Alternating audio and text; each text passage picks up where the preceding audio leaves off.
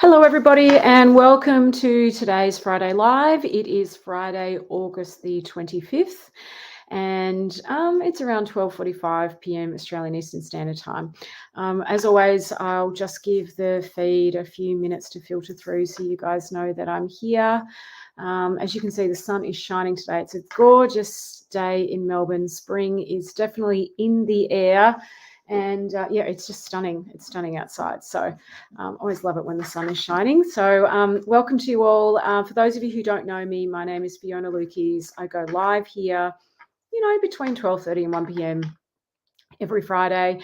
And I'm here to answer any questions that you have about relationships, life, things where you're stuck, anything that I can do to be of service. That's primarily what these Friday Lives are for.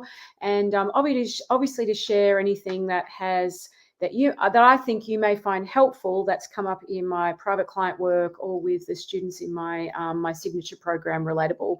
I run live calls with them twice a week. So there's always some interesting patterns that emerge through my conversations. And I always kind of figure that if there's a pattern with my clients and my students, then it's probably a pattern that's a bigger pattern out there in the world that might be helpful to you guys. So a big welcome. If this is your first time in meeting me, I know there's been quite a number of new people coming through to my page and my things this week. So if you're new to me, welcome. Thank you for being here.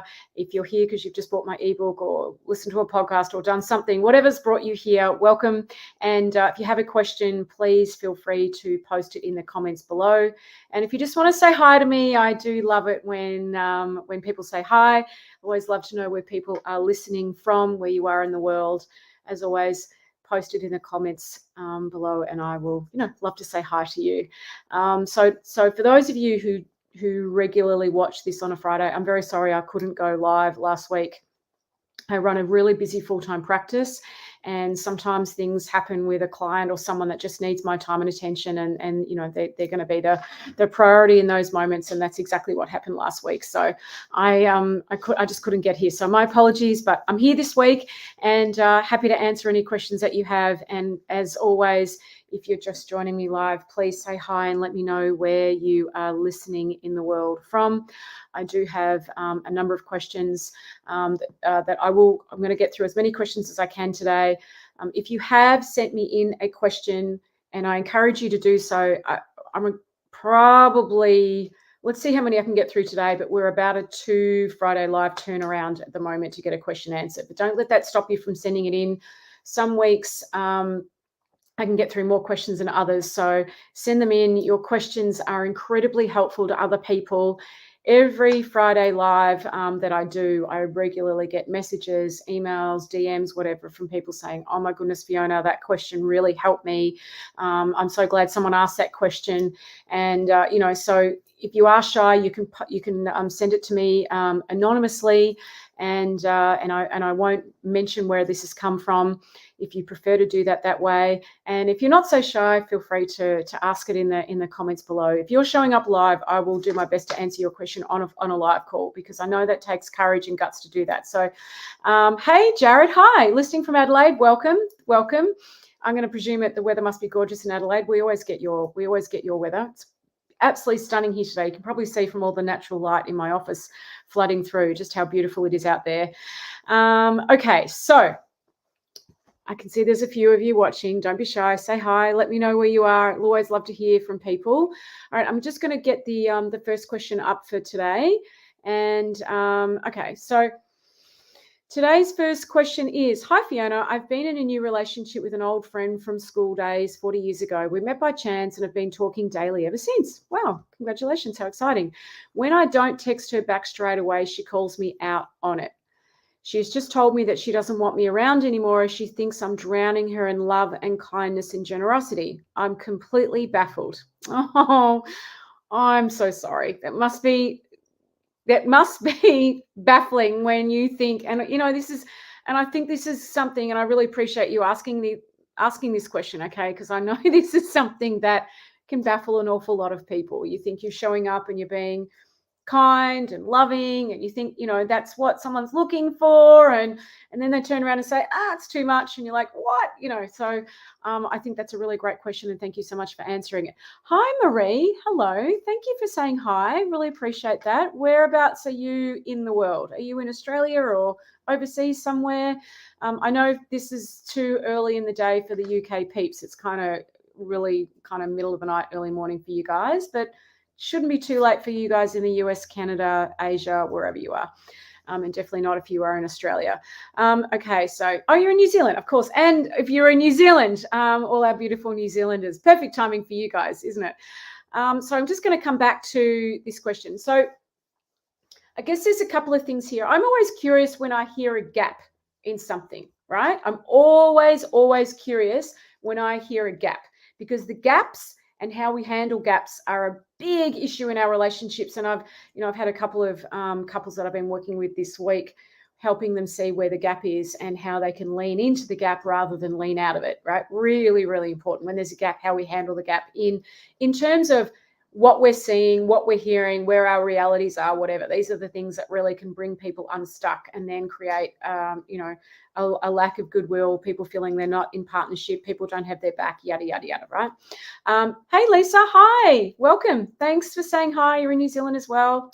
Thank you. Love our New Zealanders. Thank you for saying hi. Much appreciated. So there's a gap here in this question. And the gap here is this. And I'm going to read the question out again. Let me know if you can hear the gap, okay? So here's the question. Hi, Fiona. I've been in a new relationship with an old friend from school days 40 years ago. We met by chance and have been talking daily ever since. When I don't text her back straight away, she calls me out on it. She's just told me that she doesn't want me around anymore as she thinks I'm drowning her in love, kindness, and generosity. I'm completely baffled. Okay, so this poor man's completely baffled. So could you guys, I'm just wondering, could anyone hear the gap in that question? If you can, post it in the comments below. Let me know if you can hear it. And I'll point out to you what it is and let me know if that's what you heard. So the gap that I'm hearing is when I don't text her back straight away, she calls me out on it, right? So there's one thing.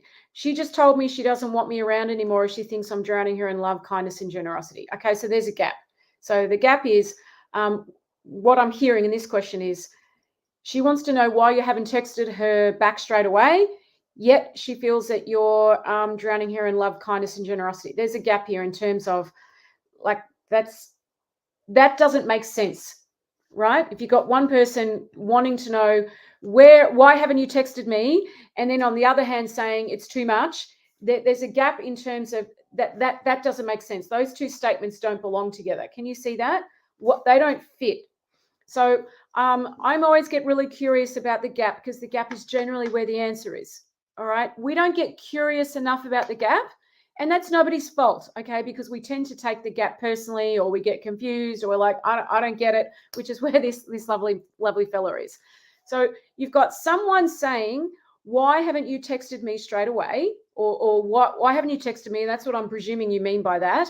And then on the other hand, saying you're drowning me in love, kindness, and generosity. So what I'm going to guess, and I can only guess here, but I wanted to point this out to you because if we get curious about the gap, we can generally then have what I would call a meeting of the minds. But when we don't get curious about the gap, which is what so many people do, or they don't recognize it, people tend to shut down, go inward, or get angry and defensive, and then the gap just gets bigger and bigger and bigger. Okay, so the gap here is, well, hang on a second. This person's saying, wanting to know why you don't text them straight away, but on the other hand is saying it's too much, back off. All right, so that doesn't make sense to me. And I'm going to guess one of what tends to happen with this person is that when that person doesn't text you straight away, or when that person challenges you and says, why haven't you texted me straight away? Why haven't you contacted me? You get really anxious about that, nervous about that, and then you overcompensate. Okay, I'm going to guess that's what's going on here. I might be wrong, okay, but that's my guess. So this person that you're seeing says, hey, how come you haven't texted me? You overcompensate over explain, then go in too hard, too fast to compensate for that. Oh, I was just had this going on, and hey, why don't we do this? Why don't we do that? How about we go here? And then you rush in, right? Or probably come in too hard, too fast. And so it's like, whoa. All right. And this is where I say being comfortable in your own skin matters so much. Okay. Really, really does. Because when we're not comfortable in our own skin and someone challenges us, we will overcompensate. We get kind of nervy, anxious, and then come in too hard, too fast. And I'm going to guess that's what's going on here, which is why you're completely baffled. Hang on. 1 minute she's saying, why haven't you texted me? And the next minute she's saying, too hard, too fast. And I'm going to say that's going to be a reflection of how you're showing up. Okay, remember you've heard me talk about many times that it's our energy that enters the room before we do. All right, it's our energy that enters the room before we do.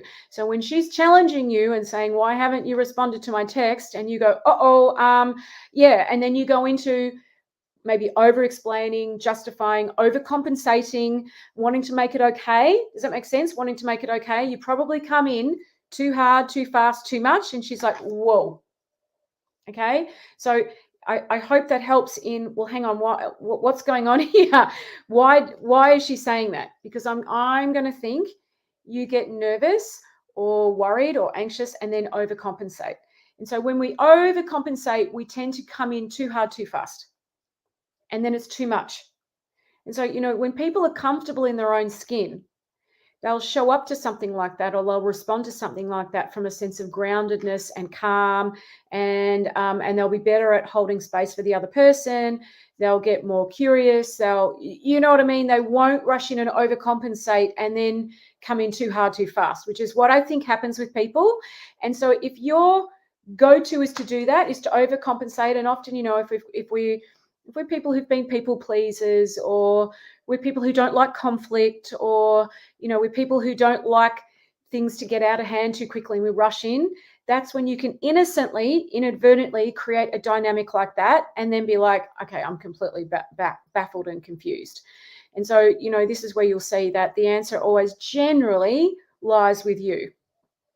All right. Anyway, I hope that helps and I hope that makes sense. Hey, Sheila. Hi, darling. Thank you. You always say hi to me from Toronto. Hello, Sheila. Very lovely to see you. Thanks for popping in and saying hi. Okay. So next question. Hey, Fiona, how do I let my trauma response down enough to stop stonewalling my partner? I am so hurt. I can't bring myself to talk to him in fear that I might push him away totally. I told him I'm not ready to talk yet. This is the first real good relationship I've had, and this is the first time in our 18-month relationship that I've let him make me feel inadequate. I am quiet and he is outgoing. I thought he accepted me for who I am. I now feel I am so wrong. Okay. First of all, I'm really sorry that you're going through this. And good on you for asking a question and reaching out. So I guess what I would say in response to this is, number one, when we are upset the way you are and with what you're going through, you've got to understand you can't trust your reality when you've got upset thinking. You can't. So what we tend to do when we've got upset thinking is we make assumptions, okay? And then we land on those assumptions. And then we live out of those assumptions. And then we reaffirm those assumptions. And assumptions are always a very dangerous thing. Because whenever we assume, and this is just the nature of human beings, we will assume the worst case scenario. Have you ever noticed that? People never assume the best case scenario. If there's a scenario where they could assume either way, they'll go the worst case scenario. And I get that. It's kind of a form of self-defense, preparing yourself for the worst, et cetera, right? I get why people do it, but it really does play havoc with our emotions and the reality that we're seeing. So, there's a bit of assuming here in your question, all right? And you may not see that. And so the assumptions I'm hearing are, I thought he accepted me for who I am. Just because there's been some conflict or a misunderstanding doesn't mean someone doesn't accept you for who you are. You spend enough time with a human being, all right? You spend enough time with a human being, you will come up against their frailties. They'll come up against yours. That's just the nature of being in relationship.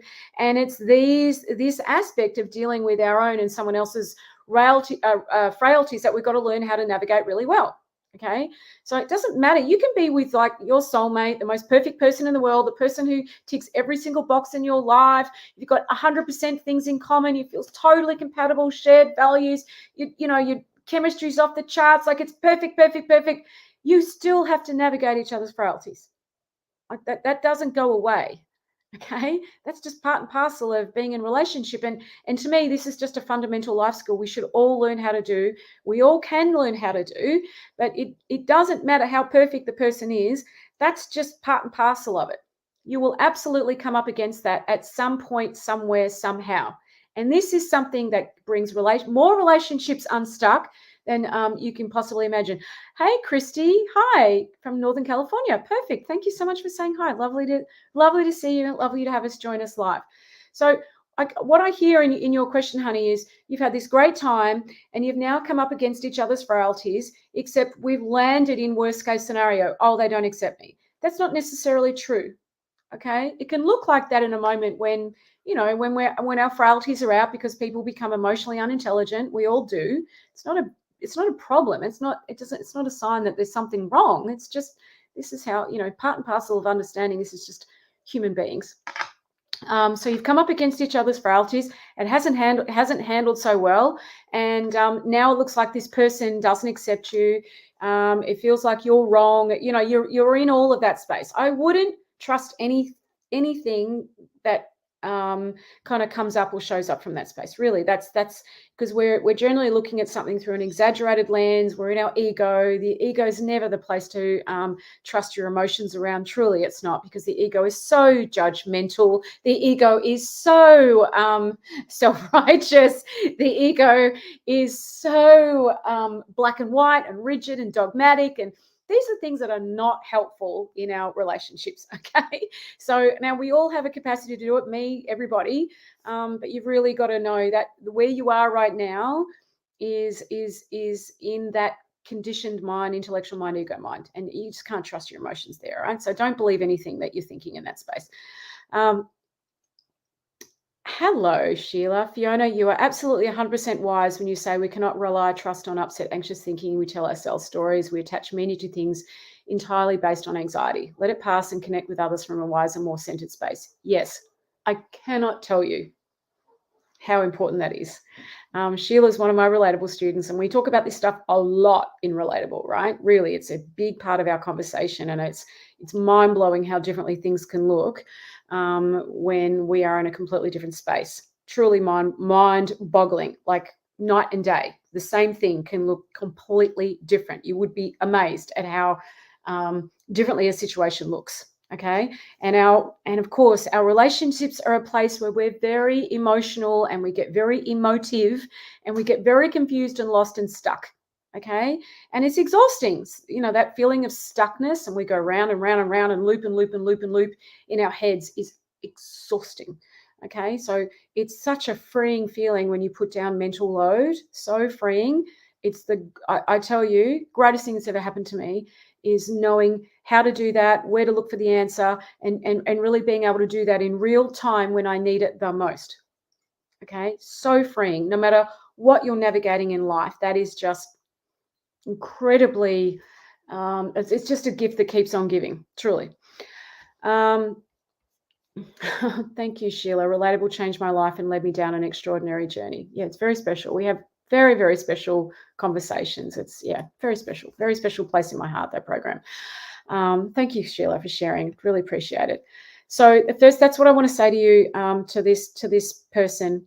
You can't trust your thinking right now. It's okay to recognize when you're not ready to talk, but you've really got to recognize when you have reality that you can trust and when you have a reality you can't trust. Okay. And when we really see that and we have that clarity, we no longer lead with our insecurities, which is another word for what you're describing as your trauma response. We don't lead with our insecurities or a trauma response. Okay. It's another word for the same thing. We lead with wisdom and clarity, and that is completely different.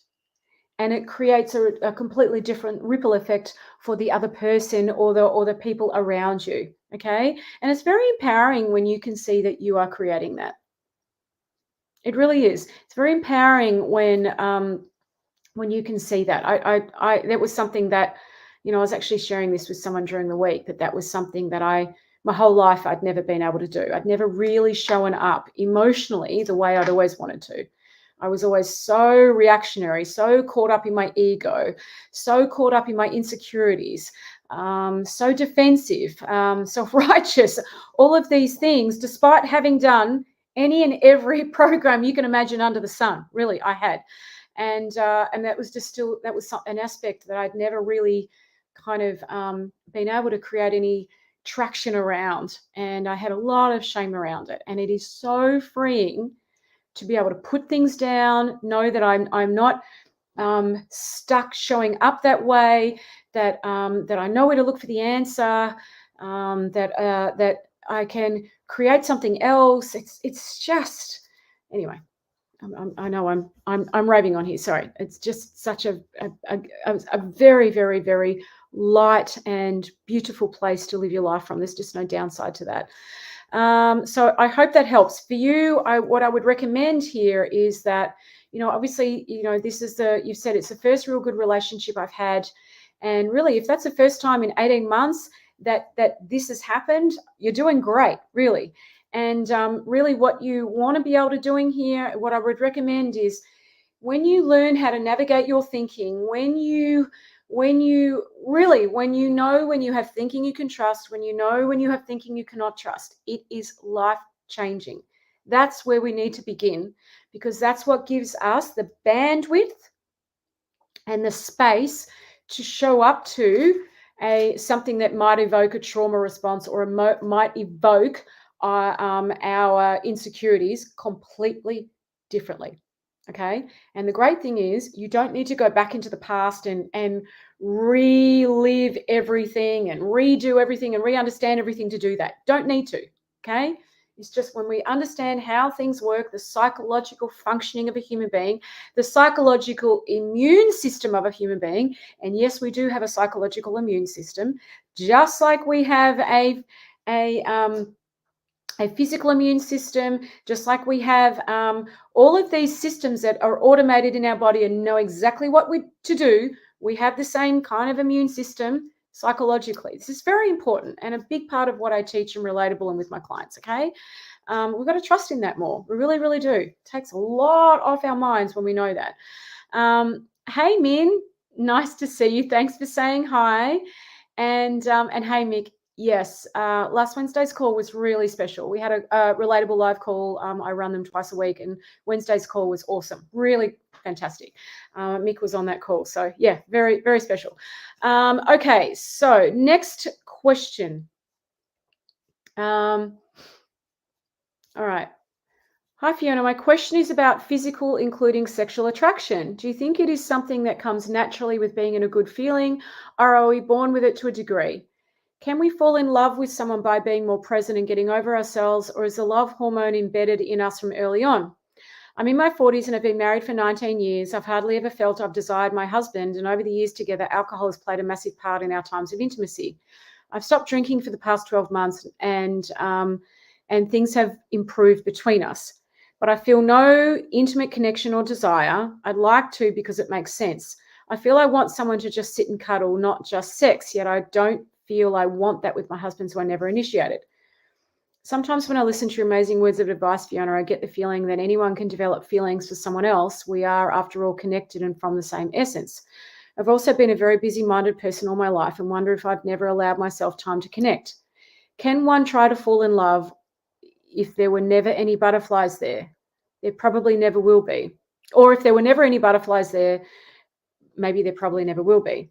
I'm interested to know other people's opinions, as it's a personal question that I find very hard to bring up between friends or without hurting my husband. Okay. Again, this is a question that I know many of you will relate to. I get many people approaching me about this a lot. So look, the first thing I'm going to say in response to that question, because I know this is so common, guys. If you are in that situation, it is super, super, super, super common. All right. So don't feel like you're alone. Don't feel like there's something wrong with you. It is unbelievably common. All right. So I guess the first thing that I want to say is, and I'm gonna come back to the nuts and bolts of this question, but let's just talk about intimacy for a second. So when goodwill starts to drop between people, when you don't feel good, when there's defensiveness, when communication falls apart, when you're walking on eggshells, intimacy will always be the first thing to go, and it's always going to be the last thing to come back. Okay, that's generally. I remember there's not there's always going to be an exception to this, but that's a general kind of aspect about intimacy.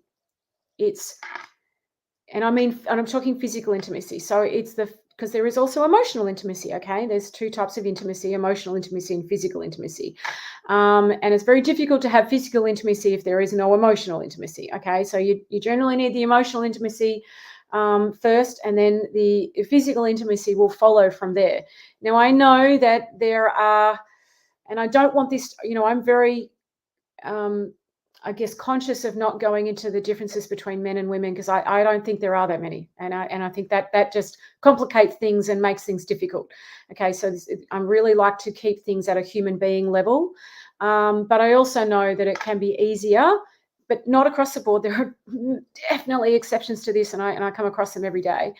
For a man to have physical intimacy without the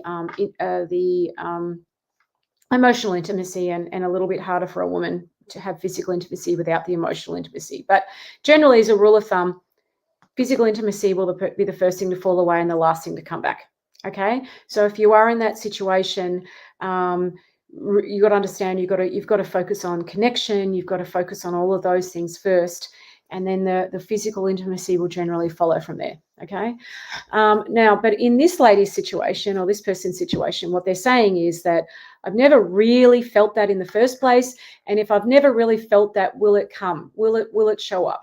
And I would say no. Okay. Generally, I would say no. Of course, there's going to be exceptions to this, but if it's never really been there, it's not going to come back because it's never been there. Does that make sense? You got to understand some things are just bigger than us. They are bigger than us.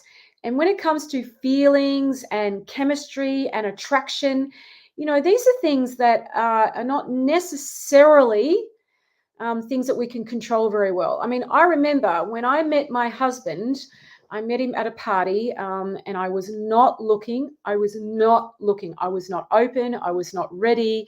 I was still getting over and dealing with my own trauma and my own feeling of brokenness. And this is obviously before I was doing this kind of work from leaving a domestic violent relationship 12 months earlier. I was still just even going out to that party was a big thing for me. The fact that I was even going out, I spent a long time hibernating at home with my kids, just kind of healing, getting my sense of self back, starting to, wake up and get out of survival mode, because I've been in survival mode for so long. Okay. So even going out in the first place was a really big deal for me. And I even remember the night that I went out.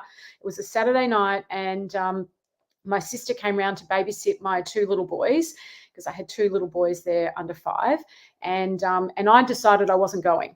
And so she rocks up to my apartment where I was living, and it was like 6 o'clock. She comes over, and I'm in my tracksuit pants and a t-shirt, and she's like, "Fee, what are you doing?" And I said, "I'm not going." She's like, "Why?" I said, "No, I don't feel like going. I'm not ready. I don't want to go out." And she got upset with me. She said, "I have given up my Saturday night to babysit your kids. You're going." And we had this moment, and we're very close, my sister and I. And I said, "No, I'm not going." And she said, "You're going." And then she turned around and she said to my boys, and to my little one, she said, "Right, get your PJs on." Well, they're in their PJs. "Get your robes on and your slippers. We're driving mummy to this party." Because I was going to catch a cab, and she's like, so she said, "Go on, get dressed." And the boys are going, "Go on, mummy, get dressed. We're gonna hang out with Auntie M. You go out, go on. And so it was this. Honestly, I did this. That's how shut down I was. I was not looking. I did not want to go. And I remember the party was on top of this gorgeous hotel in the city, and I was really starting to get nervous, because I was really nervous about being in public. I really had no confidence in myself at all. And even when we got there, it was like my sister could read my mind, because she said, I was just going to get her to drop me off, and I was going to walk around the corner, hang out for a bit, pretend I'd gone. And like, that's where my mind was. That's how much I was not open to anything. And I remember her saying, all right, boys, just sit here. I'm going to walk mummy in. And she walked me to the elevator, because this thing was on the rooftop of this hotel. She pressed the button on the elevator, and my husband was standing. Well, he wasn't then. My husband was standing in the elevator. We locked eyes, and I felt this enormous, like, woof, like, it was overwhelming, the feeling. I went, whoa, okay. Like, and it was so overwhelming. I almost had a panic attack, because I'm like, I'm not ready for this. I don't want to do this. I can't, and thank God someone else got in the elevator. So it wasn't just he and I, and we're slowly walking up to the rooftop. But I feel like the elevator was just, the chemistry was off the charts. And anyway, we ended up talking at the end of the night, and we've really not been apart since. And he said the same thing. He wasn't looking, I wasn't looking, but it just felt bigger than us. It was just magnetic. Now, in my mind, I'd been dating. Prior to that, I'd gone out on 1 or 2 dates with this lovely fellow. Lovely, lovely fellow. But my heart wasn't in it. I wasn't really attracted to him, but honestly, he was so lovely. He's the loveliest guy. And he really was into me and wanted to take care of the kids, and was like ready, like really wanted to take the whole thing on board. And he was so lovely, and like, honestly, the loveliest person. Honestly, just so different to what I'd gone through. It was extraordinary to me that someone was even looking at me that way, talking to me that way, approaching me that way, because it was so different to what I'd experienced.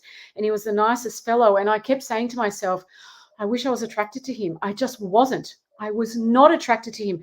And, he was incredibly wealthy. Like, not that that means anything, but like so many supposed boxes, like lovely, wealthy, was like, Fiona, I'll take care of you. I'll take care of the kids. I'm, like totally into it. And I just didn't have the attraction. I tried so hard. I'm like, I wish I was attracted to this man, right?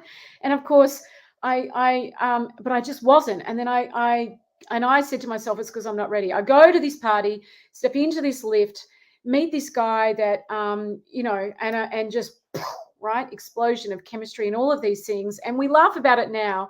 Like, I fell in love with this broke drummer. Like, the guy had not a cent to his name.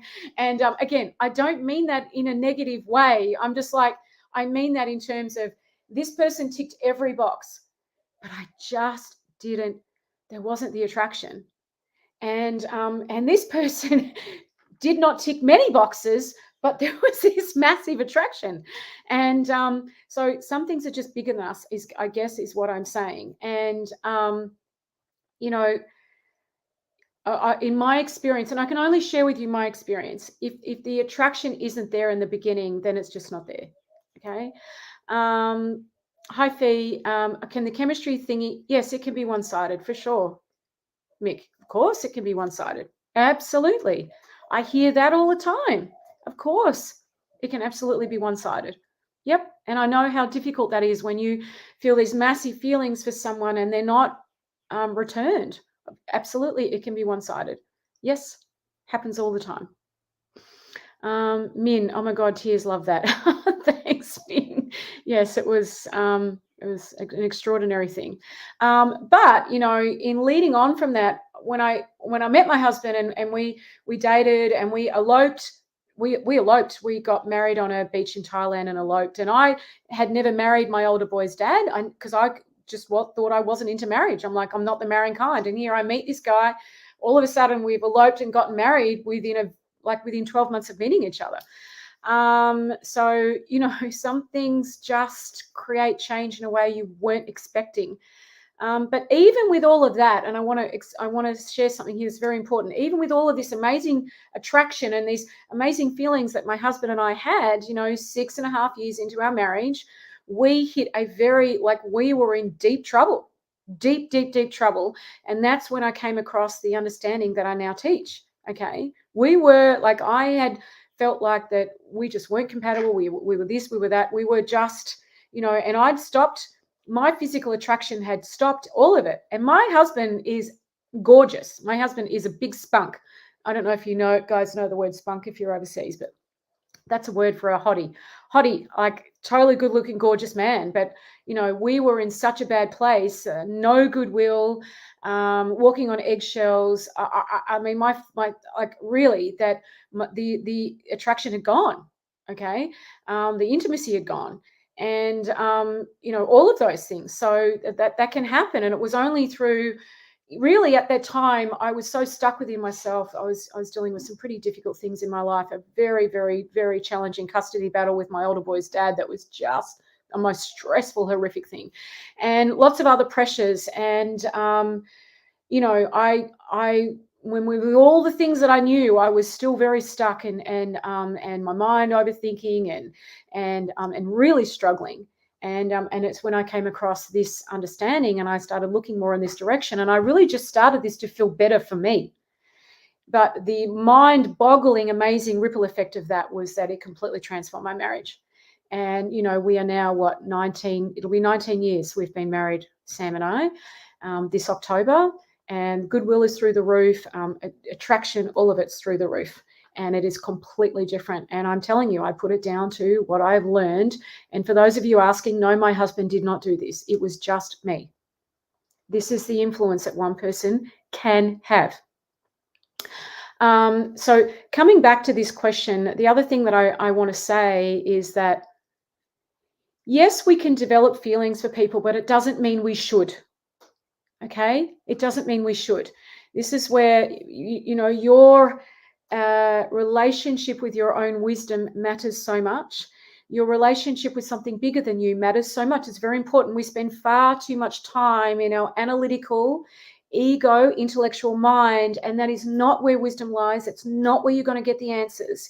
And we look at life through that lens, and that's where the lens can look very much Groundhog Day-ish. Right? We can get very, very, very stuck, and then we're full of fear and worry, and we look at all the what ifs and how comes and should I's and would I's and could I's, and all of that really weighs us down, right? And we get caught up in the fear, and we get very, very stuck. And that's when the trauma response comes out, our insecurities come out, our frailties come out, and we end up leading or living our life from that space. I see this with so many people, right? And of course, I do believe, because our relationships can evoke such huge emotions in people, I have many people come to me and say, Fiona, I'm doing so well in business, and I'm handling my career, and I'm doing this and this and this and all of this. But when it comes to my relationship, it's just this massive blind spot. And I think that's because, nothing evokes our emotions like our intimate relationships. Nothing evokes our emotions like our relationships. And when we don't know how to deal with big emotions well, when we're not being taught how to navigate them, they can be very debilitating, and we can get very, very stuck. Okay, so generally, when you're present and you're grounded and you're comfortable in your own skin, if there has been a baseline of attraction and chemistry and all of those things, you absolutely can wake that stuff back up again. Absolutely. I see that all the time, right? Even in relationships where it's been shut down for a long time and missing for a long time, okay? If it's never been there in the beginning, I'm not so sure, okay? Never say never, but that's a harder road, okay? A harder road. But again, it depends on what the outcome is. It depends on what you're looking for. It depends on so many things. Sometimes people will come to me and they're in a difficult situation, but on some level it works for them. And they say, Fiona, I know that this doesn't work for me, but I want some help finding peace around that. That is also possible. Okay. It is also possible to find peace around that. So there's lots of different avenues and ways to look at things. Anyway, I really hope that helps. So that's 3 questions I've got answered today. So hopefully that that will help us catch up. I'll be here next week to answer any 3 more, or hopefully I can get to 4 next week. But I hope that this has been helpful for you guys. I always appreciate you showing up, commenting, sharing all of those things. if there's anything you want me to answer, send me an email. Just mark the subject line, Friday Live Q&A. If you want to know about more about my relatable program, because it's very special, it's a special conversation. It's a wonderful supportive community. Our live calls are amazing, and it's a wonderful place to live your life from. You can book a call with me, and I'm happy to go over it with you and share with you what it looks like and all that kind of jazz. I'll put the link to that there. As always, sending you all lots of love, and I will see you all next Friday. Have a great week, everyone. Take care now. Ciao.